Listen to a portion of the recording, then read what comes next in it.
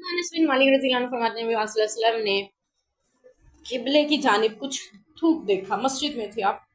تو آپ کو ناگوار گزرا، جیسے کچھ لوگوں کو زکام وغیرہ ہو تو وہ تھوک پھینک دے، وہ جم جاتا ہے، تو دیوار پہ جمع ہوا آپ نے اس کو دیکھا کہ کسی نے تھوکا ہے، تو یہاں تک کہ غصے کا اثر آپ کے چہرے مبارک پر ظاہر ہوا، پھر آپ کھڑے ہو گئے اور اپنے ہاتھ سے اس کو صاف کیا، یعنی ہاتھ میں کوئی چیز پکڑی کنکر وغیرہ اور اس کو اس سے کھرچ کر آپ نے صاف کر دیا۔ پھر فرمایا جب تم میں سے کوئی شخص اپنی نماز میں کھڑا ہوتا ہے تو اپنے پروردگار سے مناجات کرتا ہے، تو پھر آپ نے فرمایا اس کا پروردگار اس کے اور قبلے کے درمیان ہوتا ہے، لہٰذا اسے چاہیے کہ اپنے قبلے کی جانب نہ تھوکے بلکہ اپنے بائیں جانب یا قدم کے نیچے تھوکے۔ پھر آپ نے اپنی چادر کا کنارہ لیا اور اس کو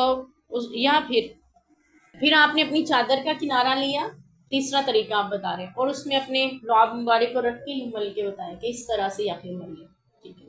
یا بائیں طرف تھوکے نماز میں یا قدموں کے نیچے یا پھر اپنی چادر میں اس کو مل لے، قبلے کی طرف نہ تھوکے۔ پیچھے ہم نے قبلے کے بارے میں حدیث پڑھی، رخ قبلے کی طرف، اور یہاں پہ تعظیم قبلہ سیکھیں، قبلے کا احترام بھی کریں، ٹھیک ہے، اس کی عزت بھی کریں، اس کی عزت احترام یا کہیں بھی ہیں دنیا میں تھوکیں گے نہیں اس کی طرف، نماز میں تو بالکل بھی نہیں، ٹھیک ہے، تو نماز میں اگر ایسا آ جائے تو پھر حکم ہے۔ یہاں پہ اگلی حدیث بھی ابو ہریرہ رضی اللہ عنہ سے مروی ہے، یعنی وہ بھی اسی ضمن میں، اس میں الفاظ صرف یہ دو زیادہ ہیں کہ اپنی دائیں جانب نہ تھوکیں، دائیں طرف بھی نہیں تھوکنا، قبلے کی طرف بھی نہیں تھوکیں گے نماز کی حالت میں، تو بائیں طرف یا پاؤں میں یا پھر اپنے چادر یا پلو میں۔ حضرت انس رضی اللہ عنہ اسی ضمن میں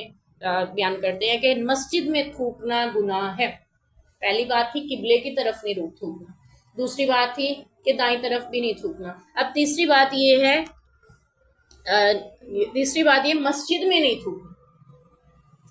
مسجد میں آپ نہیں تھوکیں گے، فرماتے مسجد میں تھوکنا گناہ ہے، اور اس کا کفارہ اس کو دفن کر دینا، آسان کفارہ بتا دیا گیا، یعنی اگر کسی نے تھوک دیا تو اس کو صاف کر دیا، پہلے دفن ہوتا تھا اس لیے کہ وہ مٹی کی مسجد ہوتی تھی نا، فرش جو ہے مٹی کا ہوتا تھا، تو اس میں اگر تھوک پھینک دیا کسی نے تو اس کو مٹی سے ہی دفن کر دیتے، وہ اس کا کفارہ ہو جاتا، یعنی وہ ختم ہو گیا، وہاں سے صاف کر دیا گیا۔ تو آج کل فرش پتھر کے ہوتے ہیں اکثر، تو اس میں اگر کوئی تھوک دے تو پھر اس کو صاف کرے، تو صاف کرنا اس کا کفارہ ہو سکتا ہے۔ تو یہاں